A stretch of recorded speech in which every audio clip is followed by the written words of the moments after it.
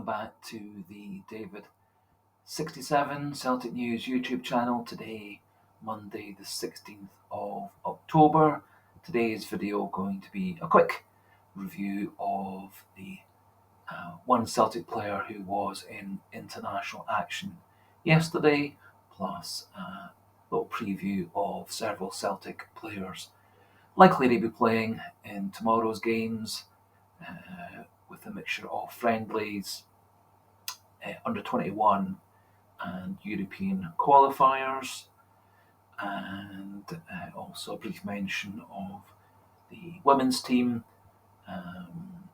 who won again yesterday afternoon. Before we crack on with the video, please do consider clicking the subscribe button. Get the subscriber numbers slowly increasing again, and also like today's video if you can, to boost the analytics, try and get more people seeing these videos. And also, as always, a little trivia question linked to Celtic or its players in the community section of the channel. So, as I was saying, there was one Celtic player in international duty yesterday, which was Palma, who was playing for Honduras in the final CONCACAF Nations qualifier group. That game was a home game against Cuba, which they won 4-0. Palma was said to be the star.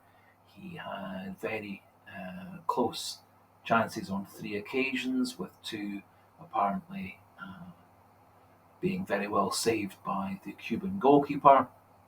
He also created the first goal and was a constant threat for the 61 minutes he played for Honduras against Cuba yesterday.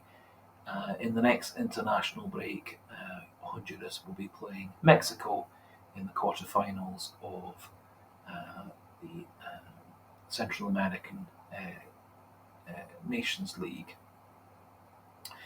Good news on several points, in that Palma's good form is continuing. I think his creativity and goals are going to be very important for Celtic over the next few months. I think he could become a very significant player in our Scottish games, and also a potential threat in the European games. His particular talents are getting in a more inside forward role to pick up the pieces and knockdowns and deflections, etc., to score, as was the case with his disallowed goal against Lazio. And also he is a threat from the edge of the box with long shots. And I do hope also Celtic start to use him on a very regular basis in dead ball situations such as corners and direct free kicks.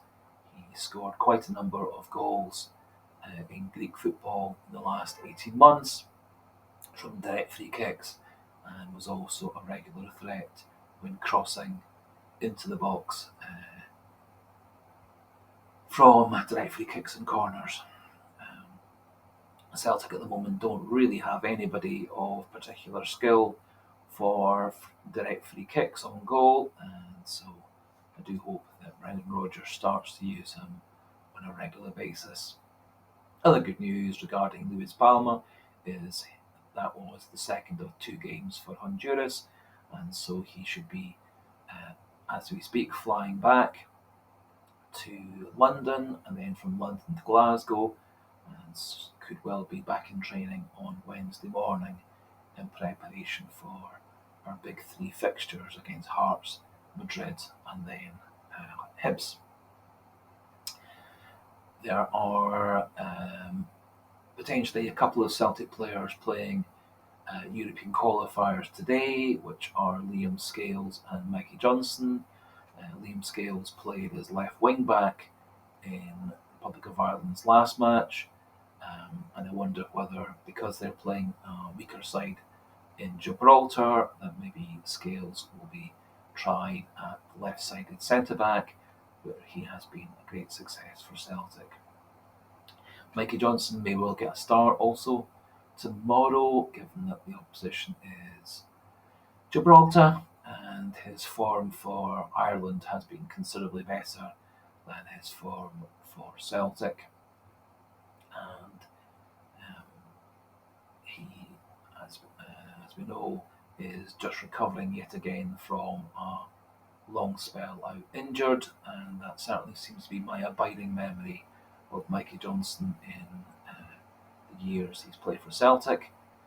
Him showing good touches, however, failing with the final ball or missing chances on when shooting for goal, and also being out for long spells with injury.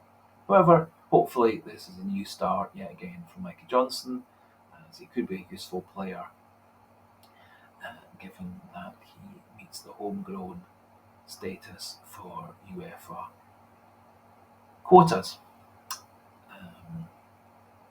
There are a couple of Celtic players likely to be in international duty early on Tuesday, with Kyogo and Hatate both being in the Japanese squad for their game against Tunisia, and O being in the South Korea squad for their game against Vietnam. Interestingly, the Japan manager is stating he intends to start Hatate in the fixture on Tuesday, and is going to be experimenting potentially with Hatate at left back or left wing back, rather than playing in midfield. The Japanese manager was particularly impressed with Hatate's 30 minutes in their game against Canada a few days ago, and said that Hatate linked up play very well on the left-hand side, being able to get fully forward on the left and also covering back on the left in a defensive role.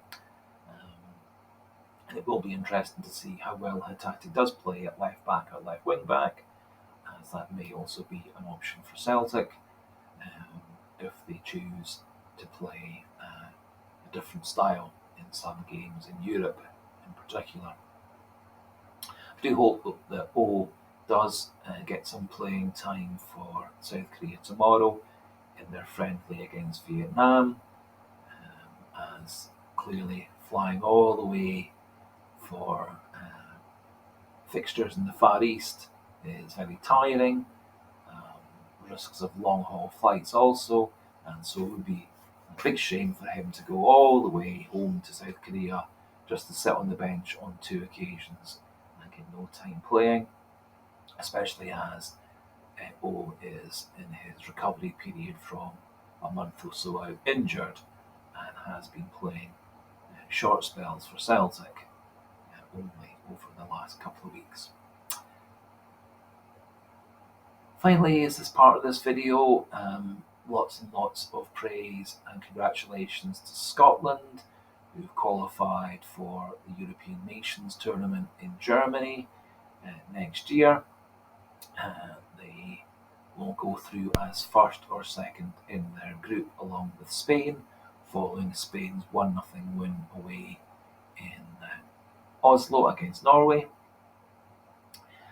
Little bit disappointing that there is really only one Celtic player in Scotland's squad, being Callum McGregor.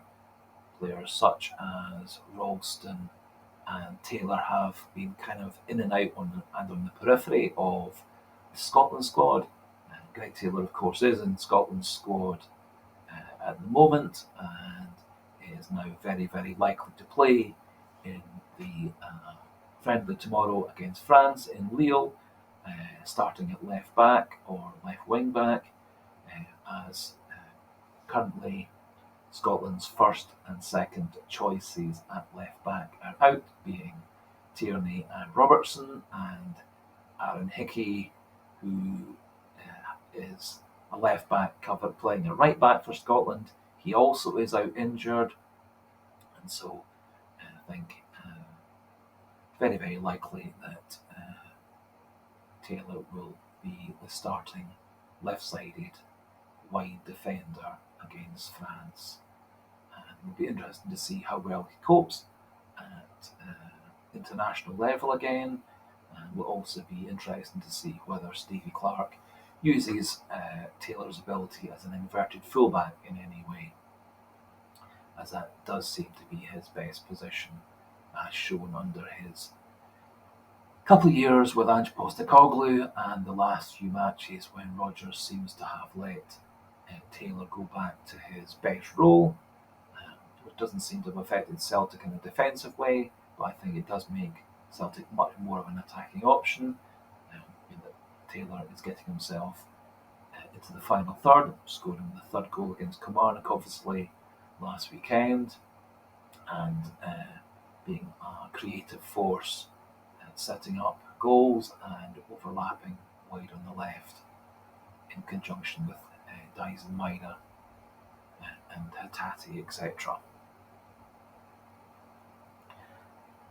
The other player likely to make his international debut tomorrow is Matt O'Reilly. He is with the Danish squad for their game against San Marino. He's received actually a lot of praise over the last day or two from Danish football pundits. And given that their match is against San Marino, I think there's a very high chance the Danish manager will give O'Reilly some playing time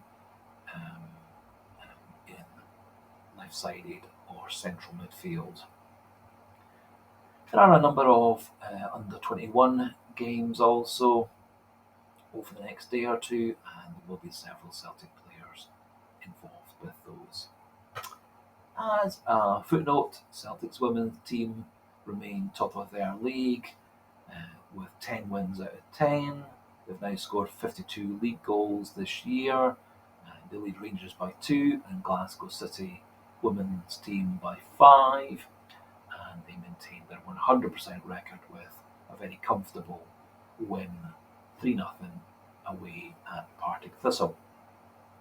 I will be doing a separate video regarding the women's team a little bit later on this afternoon. So for today, thanks for listening, thanks for watching. Chat again tomorrow. And for today, hail, hail.